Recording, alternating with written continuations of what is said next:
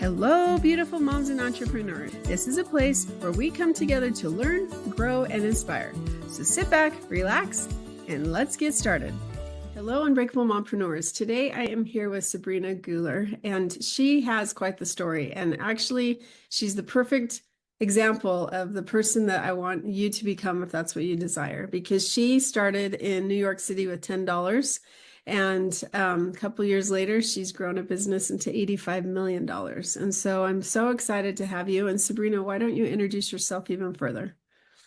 Thank you so much for having me. Yeah, so I like to say I'm an entrepreneur first, but I like to say that I've really, underneath the hood of all of that, I've really mastered the art of transformation and rebirth and really stepping out of what was my circumstance at the time.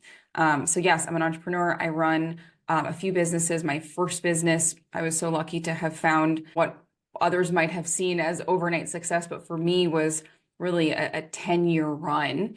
And recently, I just started a few other businesses. So I like to say I'm a serial entrepreneur, I'm a dog mom, and I'm definitely, I definitely advocate for female entrepreneurs. So yeah, thanks for having me. Well, thank you. Okay, so let's start at the very beginning, because sometimes people think overnight success, like, how did you do it in 2 years? That's crazy. I've been doing it for 5 years, or I've been doing it for 10 years, or I've been doing it for however long, and nothing's happening. So let's start at the beginning and what happened. So very, very beginning. So I'm originally from the East Coast, and I'm so grateful that I had two incredible parents who are still together. But they represented what I like to call the American dream. So I grew up with two immigrant parents who came here from their respective countries without speaking any English, and they built a life for themselves. They had my sister and we grew up understanding what risk-taking was and what a dream was, what it meant to have a dream. And growing up in that environment, I always knew that having a big vision was the inception of doing anything big in life. And my parents, with my sister and I, we were so lucky to have a very sheltered life up until I was around 15, 16 years old. And then my father actually lost his business. My parents lost their house. And this was during the 2008 financial crash. So my family was one of many that had really had a very destructive time during that era. And what happened was what we once knew as shelter and safety was entirely ripped away from us, like quite literally overnight. And I remember at that time, I was operating subconsciously, right? I was young, my brain wasn't fully developed, but I remember thinking that, I needed to take over and be responsible for my own financial stability. And that was my reality at that point. What everyone, the kids my age were going to school and picking their college and picking their freshman year and doing all these things. And I was like, okay, how do I help my parents put food on the table? And so that became my reality at a very young age. And I'll never forget, my mom has always been a huge influence in my life. And the one thing she always told me as a kid, despite all the chaos that we were going through as a family, was to think really big. And I remember me being my delusional 16-year-old self. The next 2 years were really rough, but I always knew that I was capable of more. I like to start there because that one thread carried throughout my entire career. And I do business coaching and I coach a lot of people in their businesses, and they always say, well, I want to do the podcast. I want to do this. I'm confused. I don't know which way to go. I don't know where to go, because women are very dynamic, right? We're very dynamic beings. We can do a lot of things at once, which make us amazing moms and teachers and leaders and daughters and, entrepreneurs. But the one common thread that I find most successful people have is they have a vision and they trust themselves. And so I like to start there because that was really the one thing that held it all together for me throughout a very difficult, strenuous 10 years. And so anyway, to continue the story, I made a commitment to myself. I was like, I'm gonna do really big things. And I remember I was very young. And so I moved to New York City with $10 in a suitcase. I lived in, awful circumstances. I was in an apartment with 10 other women. I was a Wow. model living out of, with an apartment with rats. Like, I had done, the true ramen noodle life at a very young age. And I remember, despite being around alcohol and drugs and, essentially chaos, I had always been very focused on the wrong things, but still focused. I was still very driven. So anyway, I went through a horrible heartbreak at 20, and I packed my bags and I moved to Arizona. And I remember still having this very big inner knowing that I was supposed to carry through. And so I put myself through school. I started a community college. I paid for that myself. I put myself through Arizona State University. I got my degree in like sales. I don't even remember. It was nothing that actually ended up carrying through. And I graduated. I wanted, for me, I was like, money means stability. And money means safety, because that's what was my reality at a young age, right? It was ripped away from us, and then we didn't feel safe anymore. So I went carrying on through big corporate. And again, I have many stories landing big jobs and big salaries at a young age.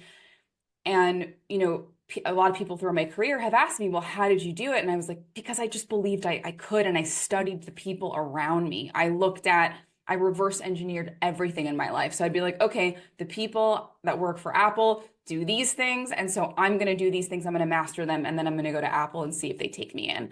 And that was quite literally what had happened. I had a sales degree at a non-Ivy League school. And through a lot of tenacity, through like 15 failed interviews, I got my dream job at Apple, and I was making $250,000 doing that for a few years.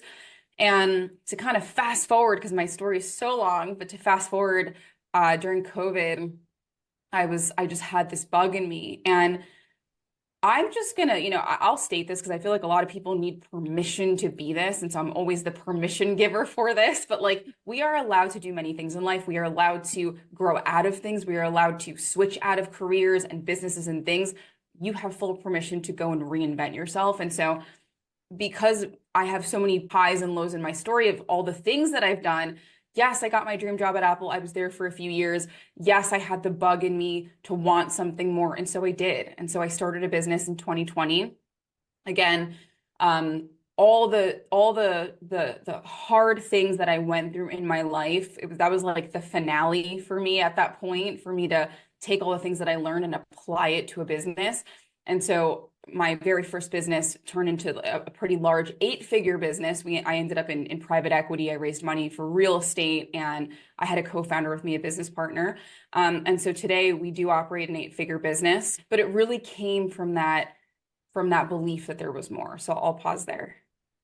No, I could listen to it because I love stories. And I think we're kind of similar like that, because when I was working for corporate as well, I would sit there and I'd watch every single person in that, like the higher ups, and okay, if I ever get in this position, I will not do this, or I will do this. And so we ended up being able to run successful colleges because of that. And I think that that's the start, when you are aware of what's around you, the good, the bad, the ugly, what's needed. So kudos to you for that you did that. And so you get into your business, and what are some of the challenges that you found as it started to take off? Oh man. So I will say, so one of the things, there are many phases in business. I like to say that, and I teach this a lot in my own programs, but like, when you have an idea, when an idea comes to you, you are the parent of this idea. Your business has a spirit, your business has a life of its own. And as a founder or as a partner, you carry that to life. You bring it to where it needs to go. And I think the thing that I experienced, having what many people go after in business, which is to raise a lot of money, to get a lot of customers, and to be profitable, because that's what we look for in a business. That happens for people over many years. That happened to my partner and I within 15 months. And so all the growth that someone goes through over the course of 5 years, we condensed in such a short period of time. And that came with a lot of very difficult lessons, because when a business takes life, when it takes shape like that so quickly, you are not, we love to have this idea that we have an agenda and that we have this plan. But when something spirals out like that in a good way, right, it takes over you, and you have to grow at the rapid in which the business is growing. And that sounds like, great, that's a great problem. You have money, you have all these things coming in. But the thing is, with our business model wasn't, to the fact that we raised money. So to give some people context, we raised a fund. So we took money in, and then we would buy assets and we would rent them out. And the thing with that is that is a distribution-based business. So as a founder, you eat last. And you also need a lot of infrastructure to support a very labor-intensive business. And so we went through a couple of phases. We raised a lot of money in a short period of time. So that in itself puts a lot of weight on you to take responsibility and accountability of how you responsibly allocate that money. And then that rolled into phase 2, which was, okay, now we need to execute. We need to buy the right things. We need to manage the right things. We need to design and furnish and implement those things, right, in a physical aspect. And so that requires management and hiring and really crafting a culture of a business for people to believe your vision and come in. And then we also had a third phase, which was to maintain those properties and to also figure out where the business was going next. Because one thing is, you start a business and then you're like, okay, this is great. Like, I have this plan. And then the plan changes. Your audience might change. Your product might change. You might realize that you're not really as profitable as you thought you were going to be. And so all those things require you to stay very open, to put your ego aside, because sometimes we think that things need to go one way and they don't. And so that resistance, that push that a lot of us feel in the business to be like, that can't be true, or I don't want to help those people, or I wanted my business to have this aesthetic, and your business is like, hey, we're going this way and you're stuck behind. Those are very difficult lessons that I was forced to learn in a very short period of time. But circling back to when I first answered the question, I always share this in my coaching. I say, it's because your business has a life of its own and you are not the business. The business has a separate identity from you. And I think for those jumping into personal brands or solopreneur businesses, that's a very hard pill to swallow, because your growth is in that pill typically. Yeah, that's true. Well, and a lot of people, you mentioned you had a partner. How did you connect with that partner, and what made you decide to partner with them? It was kind of like a soul partnership, in the sense that it was so easy. We met, had right goals, right values, right place, right time. And we're still partners today. I don't run that business actively anymore. I'm working on other projects. He now runs that business full time. But I will say partnership is very difficult. We had a very synchronistic partnership where everything aligned. We were on the same page with a lot of things, and it was still very hard. So, similar to a marriage, similar to picking the right partners, it's a choice every day. And you are making very big decisions that need to be aligned with the right values. So we met through TikTok. He's married, he has kids. We had very different lifestyles at that time, but we had the same goals and the same values for the business. But again, when business gets hard, or when the two of you see solving problems differently, that is where great communication needs to come in, and all these interpersonal skills that we tend to forget around sensitive subjects like money and vision and projection. That's crazy. You met on TikTok. So how long before you decided to create a business? How long did it take? It really wasn't very long. I mean, to give some context, when I was leaving my job at Apple in 2020, and it wasn't really a choice that I made. Apple was like, hey, you need to come back to the office. I was living in Phoenix at the time. I was living in Phoenix. I wasn't really supposed to be living here, but it was like the COVID everyone was somewhere else kind of life, you know? And it was right, I was working on some top like secret projects at the time where I couldn't just like be at home working on hardware. I was working on like the glasses at Apple and a couple things that just hadn't been out in the world. And so they needed me to come back to the office to work on those things. And I just couldn't I couldn't commit to that. So I decided to stay here in Phoenix where I'm based now. And I just felt like I had thrown an 8-year career away because that was the choice that I made. And I didn't have a lot of time to think about it. I had been planning to start my own business, but there's one thing to plan it and another thing to be like, okay, go, you have 2 months. And so at the time I was posting on TikTok, which by the way, TikTok was like my secret haven at the time because TikTok had started in 2019. So we had only been a year in and everyone thought TikTok was stupid. And I remember I like loved TikTok. I was like, okay, no one knows me on here. No one can see what I'm doing. You know, me being in corporate, I was always very aware of like who was watching my stuff. I like to feel private. And the funny thing is like I hadn't actively posted anything on social for probably like 7 years. And I started posting on TikTok about what I was doing. I was on Airbnb. I was doing, it was more of like a hobby at that time. And of course, my like third post on TikTok like hit 500,000 views. And it was like every other post was like going viral. And I remember I got a lot of hate on those videos. And I remember feeling like, whoa, like this is so intense, you know, like I hadn't posted anything in years. And here I was posting a couple things at the time. And so anyway, I met my partner through a TikTok video. And it was right at the time when like he had a background in doing all this. And so it was right at the time where I felt like I needed to push my foot on the gas to find a business idea. And Apple was like, hey, you got 60 days to like return your stuff and make a decision.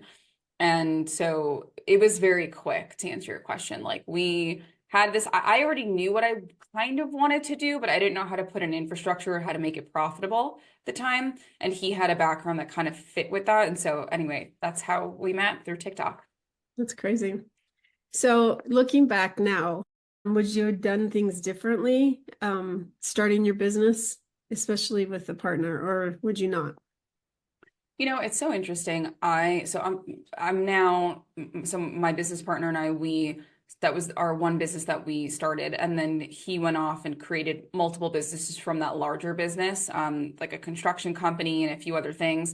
And at the time, I decided I really wanted to focus on women. I had been in a private equity world teaching a lot of men how to invest, and I had learned so much from that space, and I'm so grateful for it. And I learned a lot of difficult lessons from my time there that I feel like I teach back a lot now, just because there are a lot of things that I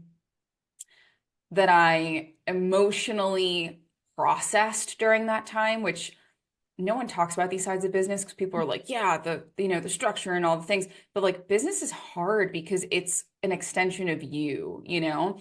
And so I grew so much in that 3-4 year period. So would I do anything differently? No. For the sake of knowing my purpose now, giving back to women and being a coach and focusing on a different side of business, absolutely not. But would I have partners again? Yes, I would. I mean, I still do. He still is my partner. But I think especially as women, and I'll say this again, women are very dynamic. We emotionally process things a lot faster, and we are very intuitive beings. You can smell growth as a woman. Like you can smell that something's coming like months before it happens. And so that was always me.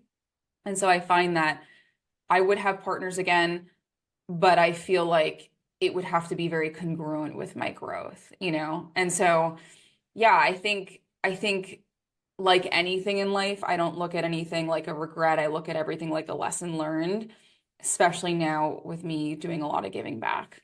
Right. So you've created Intuitive CEO, or the Intuitive CEO. Can you talk to us about that? Yeah. So, you know, so my brand right now is mission driven towards women. And, you know, me being in the private equity space for so many years, I used to take a lot of it. I was looking for business advice, and I was looking for business advice that was congruent to where I was as a woman. And I never found the resources that I needed. And so I made a lot of my own resources. So, for example, a question that I find is very common is like, well, what does it mean to be a high achiever as a woman, but also keep your identity as a woman, as a mom, as a partner, and as all these other things? And is there a give and take, right? And so I found that to be in my life where I wanted to keep my identity as that. I wanted to grow as a CEO, as a founder, as a partner, also in different business verticals. Like, I had I'm still a partner at that private equity company. We had a real estate business, but now my business now is very online driven, online marketing. And so I learned a lot about the online space. So I think for me, a huge driver for my program and my coaching program, and essentially it's a cohort, is to build a business program on how to start or scale a business, but from the lens of being a high achieving woman, right? How do you listen to your body? How do you find the resources that feel good to you? What does it mean to be authentic in your own business? How do you lead a business? How do you deal with difficult personalities in a business? And so that's what my program is based. That's where it is a driver in terms of my own mission. Love that. Fantastic. So mindset's a tough thing, because you talked about how in 2008, your family lost so much. And so there was poverty, there was not unsafety. So how do you go from the mindset of poor, really, to multi-millionaire, right? And or your businesses, and how do you overcome that mindset? Because imposter syndrome was real for many people. So how do you overcome that? I think imposter syndrome is so interesting because I always tell people this, I'm like, it never changes. So, to give some perspective, like, yes, I had this private equity company, and I never knew that I was capable of even creating that, right? But a part of me knew that I was capable of more.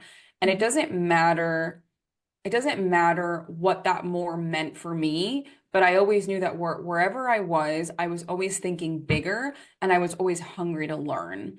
And I think when we focus on the how, because that's where people get stuck, like, well, I don't know how.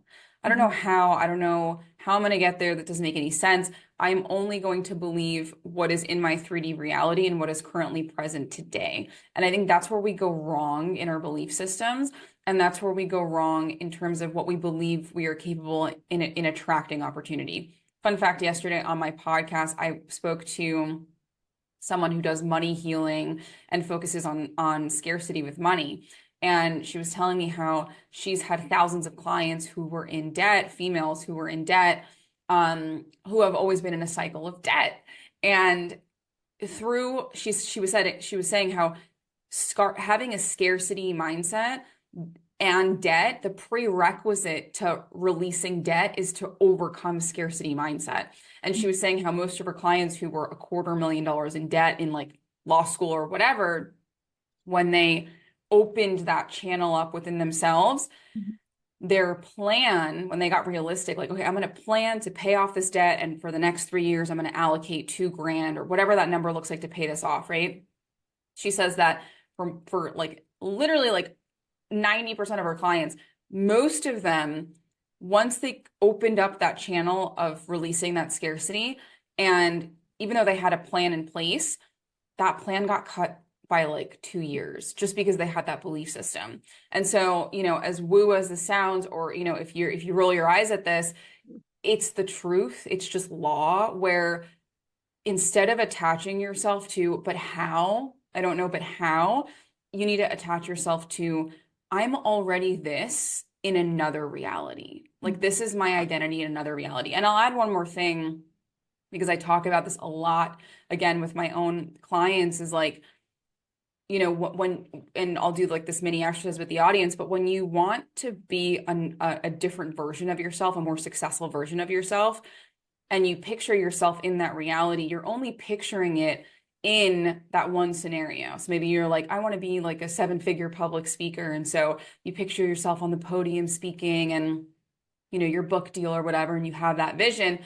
But the reality is that version of you is different in the grocery store, at the bank, with your partner, with, we're driving the car, how she responds to triggers, how she responds to emails, right? Or like her QuickBooks account, like whatever that looks like. And so I say it starts today, and it starts in your micro decisions, because you are not what you do sometimes, you are what you do all the time. And so that is how you get out of imposter syndrome, is you swallow it, because yes, it feels cringe because you're not that, but you do that in the micro decisions, in how you eat, in how you react to life, so that when you are in front of people, you don't feel like an imposter, because you are that every day in how you are viewing your reality, you know? Mm-hmm. No, I laughed. I'm glad I wasn't on camera at that point, because I wasn't laughing at you or what. I was laughing because this week I actually, because that is one of my goals. Like, I have my little book deal, and Oh, I want to speak on stages, like that's, but not, I want to speak for a different reason, which we're not going to get into. But I remember going to the bank, like, because I'm a hard money lender, and this guy paid me off. So I had to go to the bank and notarize this letter and send it via FedEx back to the title company so I'd release the lien off this house, right? Okay, I hate doing those stupid little errands, right? But to him, that's really important. But for me, I'm like, oh, to take, and so I had to break it down like, okay, it's only 15 minutes. It's not going to take me really long. Let's go do this, because I had a whole lot of other things to do.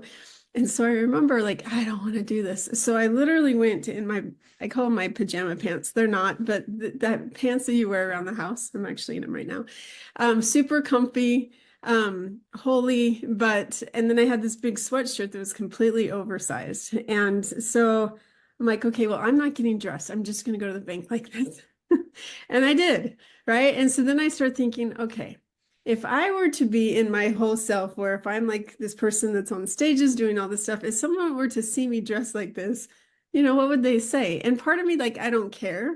But the other part's like, I need to start dressing the way that I want to portray myself. And so it just hit a chord with me that you said that, because it is the baby steps to get you where you want to be. Like, if you, me specifically, have gained 50 pounds, like, I'm not going to lose 50 pounds overnight. It's going to take some time. And it's the baby steps that you talk about. And that's the same thing with a business. That's the same thing with anything you want to see or change in your life. You got to start with the micro. So I love that advice. It's fantastic. yeah, absolutely. And we're always subconsciously throwing out our identity to other people around us. Fun fact, I know we're coming up on time, but I took a class in June about regulating your nervous system. And I went to a 4-day seminar with hundreds of doctors, people who study the brain, the body, chiropractors, all this stuff. And it was so interesting, because as much as you hear the woo and manifestation, all these things, if you take it into the body really quick, for those who are kind of skeptical, your body as a baby, your body today as an adult, is always scanning. Like, your nervous system is always scanning subconsciously without people speaking. It's like our nonverbal language, because we're always studying for danger.